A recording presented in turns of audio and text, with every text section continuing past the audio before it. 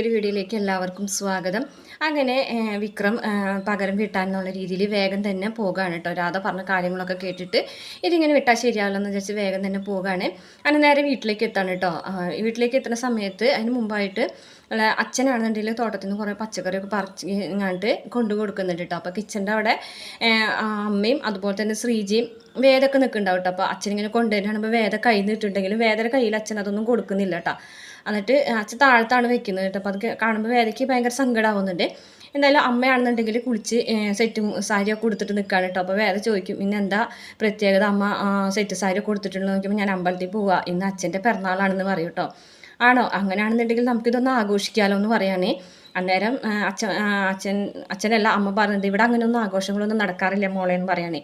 അപ്പോൾ അത് സാറില്ല അമ്മേ, നമുക്ക് എന്തായാലും അച്ഛൻ്റെ പിറന്നാളല്ലെന്ന് ആഘോഷിക്കാം, നല്ല രീതിയിൽ തന്നെ ആഘോഷിക്കാം എന്നൊക്കെ വേദ പറയും. അപ്പോൾ അച്ഛനാണെന്നുണ്ടെങ്കിൽ ഇതൊക്കെ കേട്ടിട്ട് ഭയങ്കര ദേഷ്യം വരുന്നുണ്ട്. അച്ഛൻ പറയുന്നുണ്ട് ഇവിടെ അങ്ങനെ ആഘോഷത്തിൻ്റെ കാര്യം ഒന്നുമില്ല, ആഘോഷിക്കുക അങ്ങനെ പിറന്നാളാണ് അല്ലെങ്കിൽ ആനിവേഴ്സറിയാണ് അങ്ങനെയുള്ള കാര്യങ്ങളൊന്നും പറഞ്ഞ് ആഘോഷങ്ങൾ നടത്താനും മാത്രമുള്ള പൈസ ഒന്നും ഈ വീട്ടിലില്ല എന്നൊക്കെ പറയട്ടോ. അങ്ങനെ ആരും സമ്പാദിച്ച് കൊണ്ടുവരുന്നില്ല എന്നൊക്കെ പറയുമ്പോൾ വേദ പറയുന്നുണ്ട് ഈ ആഘോഷത്തിൻ്റെ ചിലവ് ഞാൻ എടുത്തോളാം എന്ന് പറയട്ടോ. അത് കേൾക്കുമ്പോൾ തന്നെ അമ്മ ഒന്ന് ഞെട്ടു കേട്ടോ.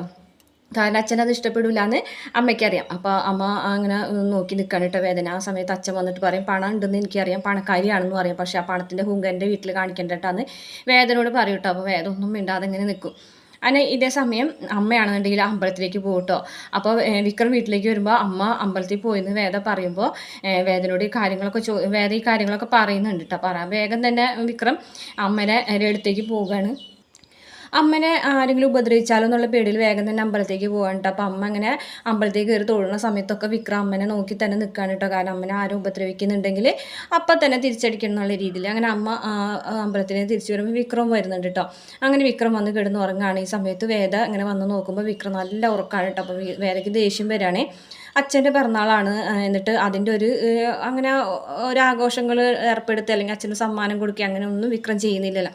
വേദയാണെന്നുണ്ടെങ്കിൽ ഒരു ചെക്കിൽ വെള്ളം നിറയെ എടുത്തിട്ട് വേഗം തന്നെ വിക്രത്തിൻ്റെ തലയിൽ കൂടെ കോരി ഒഴിക്കുകയാണ്. അപ്പോൾ വിക്രം ഇങ്ങനെ ഓടി ഞെട്ടി എഴുന്നേൽക്കാണ് കേട്ടോ. ഞെട്ടി എഴുന്നേറ്റിട്ട് വേദന നോക്കുമ്പോൾ വേദ ഇങ്ങനെ ജഗ്ഗും പിടിച്ച് കാണുമ്പോൾ വിക്രത്തിന് ഭയങ്കരമായിട്ട് ദേഷ്യം വരികയാണ്. ദേഷ്യം വന്ന് വിക്രമാണെന്നുണ്ടെങ്കിൽ ചില കുറേ വഴക്ക് പറയുകയാണ് കേട്ടോ. എന്തൊക്കെയോ വിളിച്ച് പറയുന്നുണ്ട്. വേദയാണെന്നുണ്ടെങ്കിൽ രണ്ട് കൈ ചെവിട്ടിൽ ഇങ്ങനെ പൊത്തിയിട്ട് ഇങ്ങനെ നിൽക്കുകയാണ് കേട്ടോ. അത് കഴിഞ്ഞ ശേഷം വേദ ഇങ്ങനെ ദേഷ്യത്തോട് കൂടിയിട്ട് കുറച്ച് നിയമവശങ്ങളൊക്കെ പറയുന്നുണ്ട് കേട്ടോ. കുറേ നിയമവശങ്ങൾ പറഞ്ഞിട്ട് ഇതൊക്കെ ചേർത്തും കാട്ടി ഞാനൊരു കേസ് കൊടുത്തിട്ടുണ്ടെങ്കിലുണ്ടല്ലോ നിങ്ങൾക്ക് ജാമ്യം പോലും കിട്ടില്ല, നോൺ വെയിലബിൾ ഒഫൻസാണ് ഈ സംഭവം എന്നൊക്കെ